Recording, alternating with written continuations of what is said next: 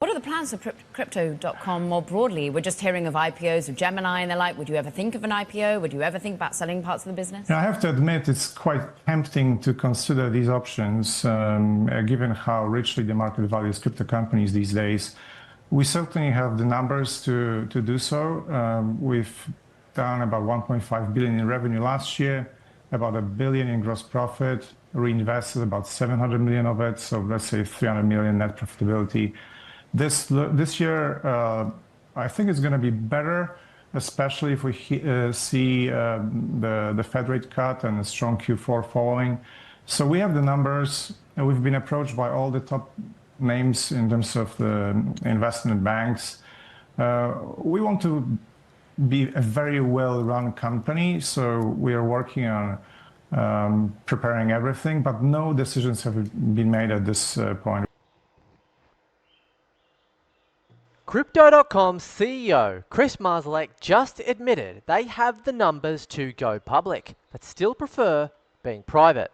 Meanwhile, the Trump-aligned crypto treasury firm is snapping up CRO like crazy.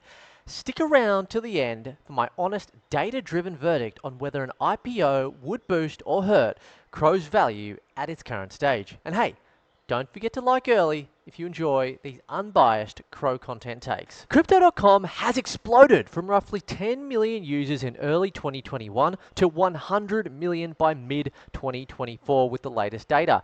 They've secured key regulators, trust in the form of MiCA license in January 2025 and an MiFID in Europe by May 2025, essentially expanding their product reach extremely aggressively. On Bloomberg Tech, CEO Kris Marszalek said Crypto.com has the numbers for a public listing, but prefers the flexibility of staying private.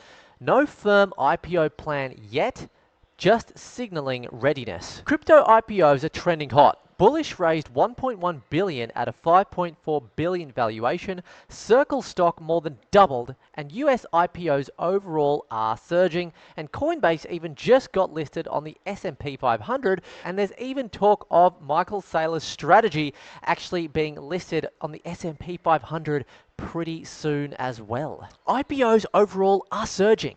216 deals total, bringing in nearly $40 billion US this year alone. Simultaneously, Crypto.com struck a SPAC-based treasury deal with Trump Media. Oh, if you want to check out that video and you haven't already, I covered it, and I'll just leave it right here and at the end of the video where I talk about the secret reasons why Trump actually picked CRO token.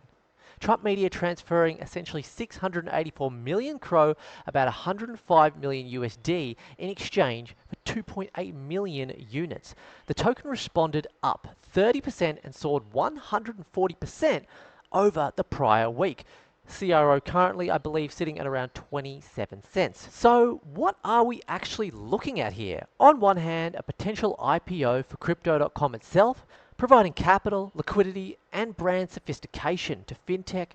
On the other hand, a SPAC-driven treasury firm doubling down on CRO token accumulation. An IPO could unlock capital for expansion and bring mainstream credibility, bullish signs for token pricing, but it also does add some scrutiny, potentially limits agility, and could distract focus from CRO-specific strategies. If Crypto.com does go public, it could boost investor confidence in the CRO ecosystem, supporting its token's value. Yet if investors shift focus to corporate equity, token demand might wane. Regulatory pressure could also reduce risk-taking appetite tied to the CRO token. I'm not picking sides here. This is about weighing data and outcomes. For now, I lean slightly positive. An IPO could legitimize Crypto.com and by extension strengthen investor trust in CRO, but only if the company maintains clarity on its token-first strategy. Now, if you're enjoying this neutral, data-driven breakdown, please hit subscribe and like the video. That helps me bring more balanced crypto insights your way. Thanks for sticking through, and drop your thoughts below. And don't forget to check out my next video, which I will leave right here, talking about the secret reasons why Donald Trump picked CRO token. Catch you in the next video. We actually enjoy operating as a private company. It allows us to move really fast. We've got a solid balance sheet, so we don't have to make any decisions in the short term.